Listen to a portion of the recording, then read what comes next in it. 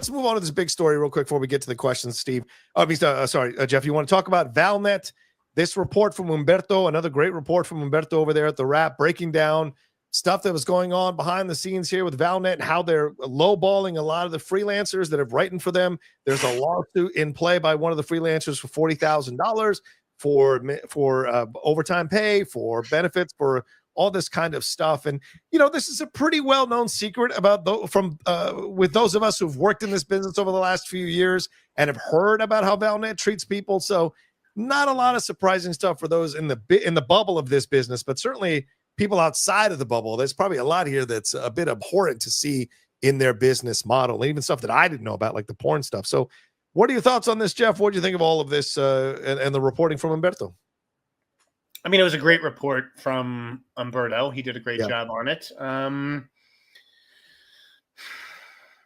I was there for the Valnet days at Collider when they first took over the company. Yeah. I really didn't have anything bad to say about them. I was allowed to keep doing my thing. But yeah, it got to the point where, like the report says, we take employees who get benefits and we replace them with contractors who don't get benefits. Right. So I was a victim of my own success at Collider because I was probably making the second most on staff behind Frosty, just, to be candid, which, by the way, is not a lot for me. Not a lot. I know. But yeah, it was probably like, hey, why do we have this expensive guy on staff when we can hire someone who's costs half as much and we'll just post his news 20 minutes later? So, but what hurt about it, so like, we got laid off by Collider with like everybody else, right? It was like Haley left, Goldberg left, Chitwood left, Trumbor left. These people had been around way longer at Collider than I ever had. Right. They fucking built the site, and Valnet just comes in and clears out this great team that Fernandez and Frosty had built, to their credit. And so, okay, fine, done. I'm moving on. Thank you for the severance. I have nothing bad to say. The problem was like, Mance got fired a couple years later over some bullshit fucking red carpet video interview or whatever. They totally fucked him. He didn't deserve it. And I said something defending him, which is why I assume I got on the list. It turns out, I guess I've been on the list probably even since before that. And they blacklisted me.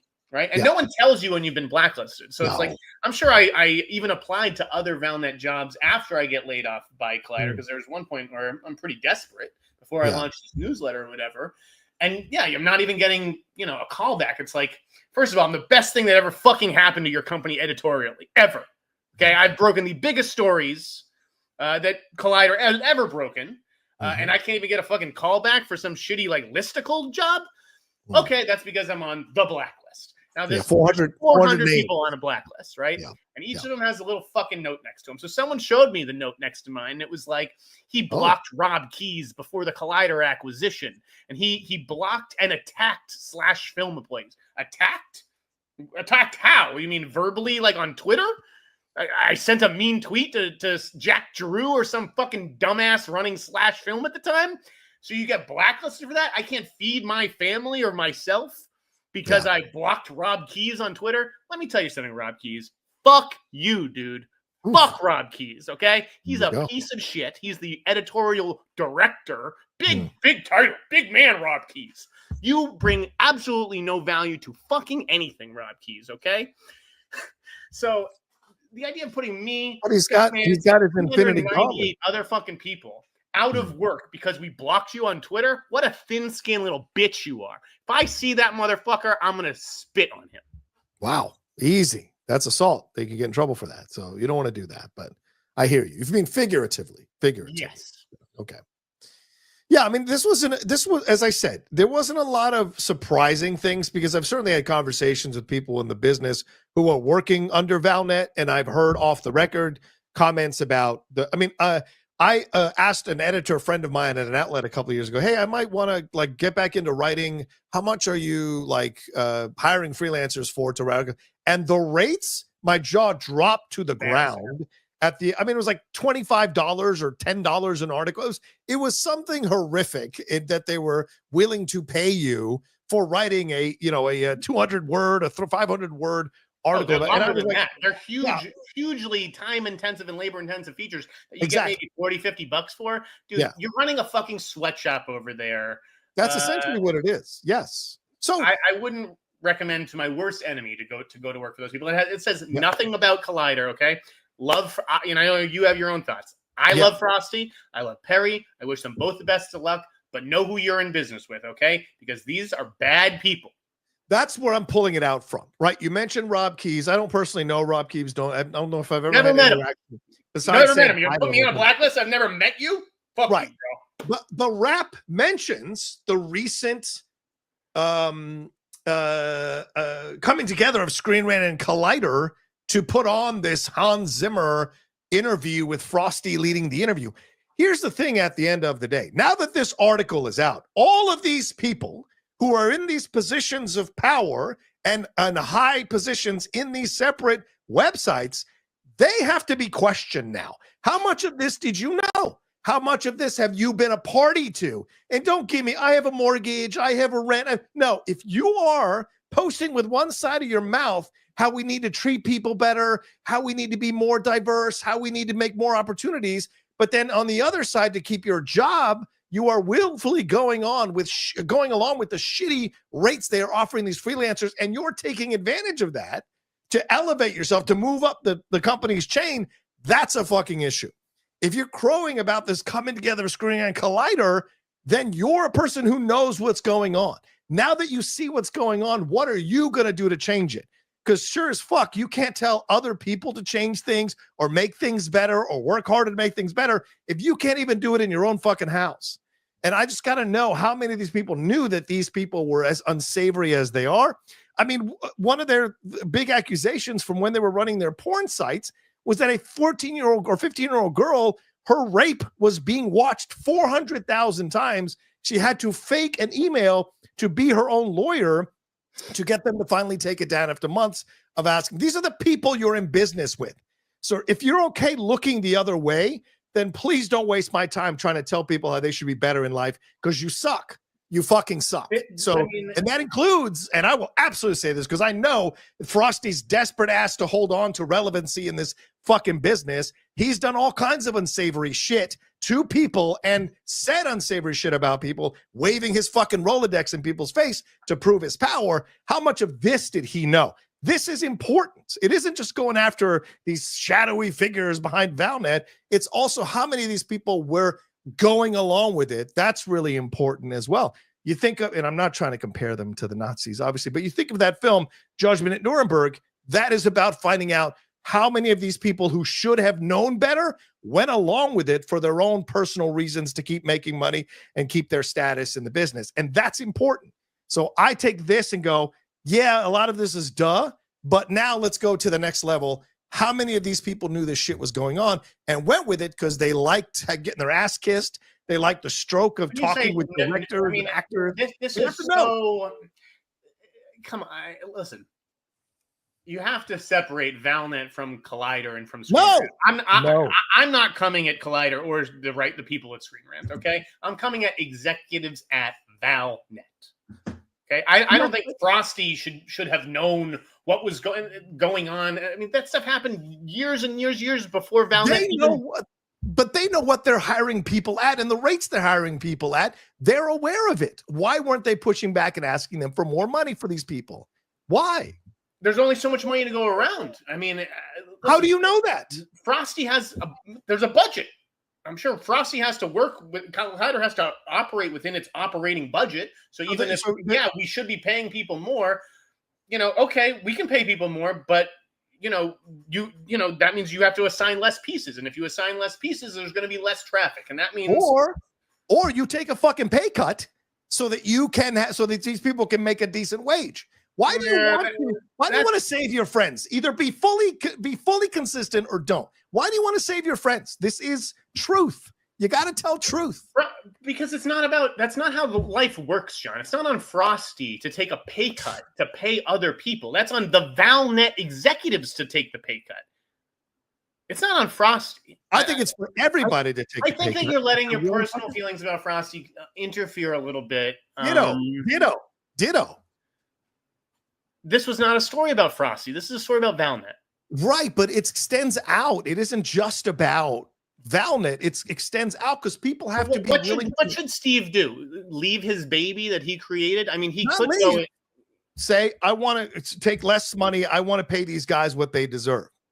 You know, come on. I can list by name. Steve's not living in some mansion where he can afford to take a giant pay cut. Like, I'm not saying that, but do you know how many writers have complained about working with him? Don't give me this idea. That's the other thing, John. If the writers, they accepted the rate, don't apply to the job and accept the rate if you know what it is. Like, this is your own thing. Have a little fucking self-worth.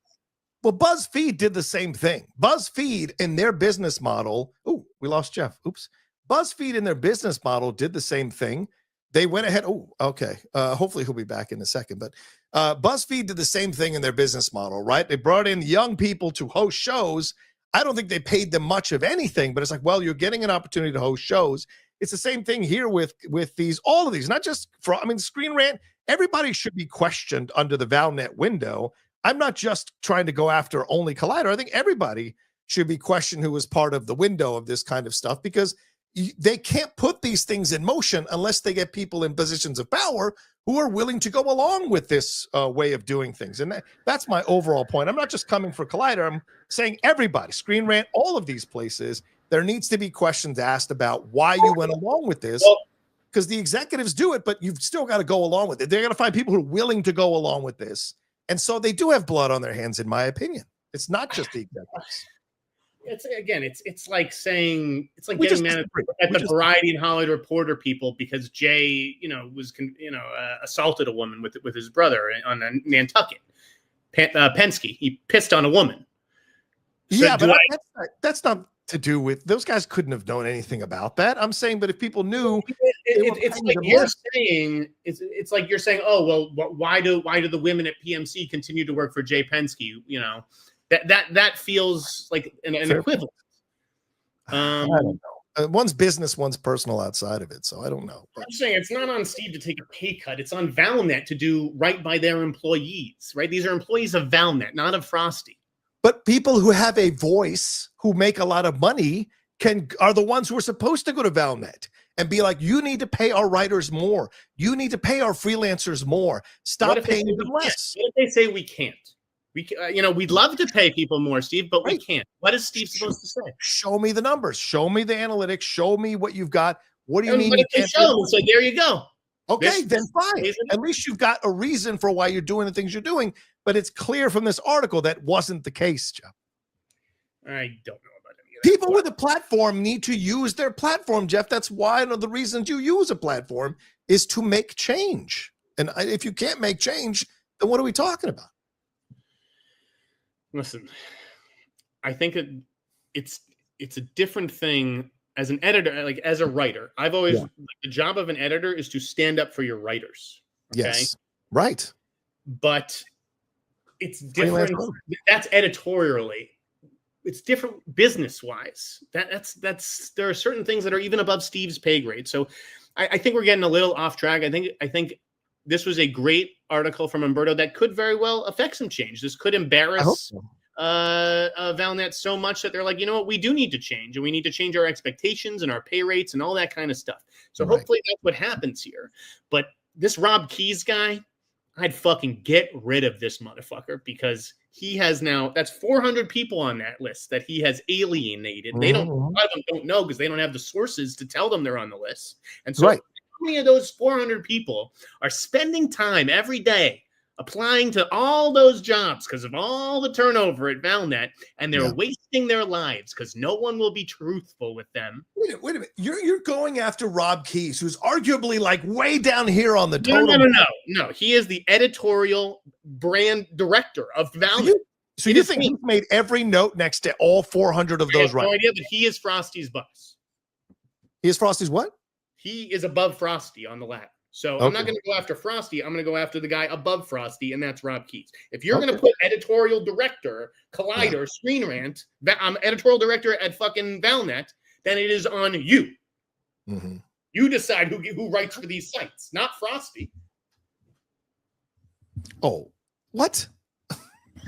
you're He absolutely decides in all of that kind of stuff. And Frosty's no fucking wallflower, bro. I mean, I've had my interactions with him. He's no wallflower. He will fight for people and conveniently not fight for people. If you kiss his ass, does Frosty have any say? Screen Rant? What's that? No, I don't know anybody at Screen Rant. If I had Screen Rant names, I would be going after them as well, Jeff. Okay, so you don't need names. You've got Rob Keys. He does them both. It's Rob Keys, and they're both underneath him. Collider Screen Rant. Rob Keys. Fair enough. Yeah, he should be called to the carpet as well. I agree with you.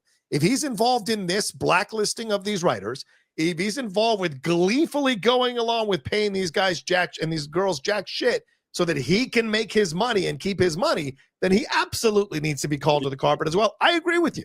I think everybody who is in a position of power at all of those sites needs to be called into question and asked questions, and even on social media, start asking questions on social media. People go after. You can blacklist people personally, right? I'd be like, I don't like so and so. I'm never going to hire someone. I'm never going to work with fucking Nelly Andriva.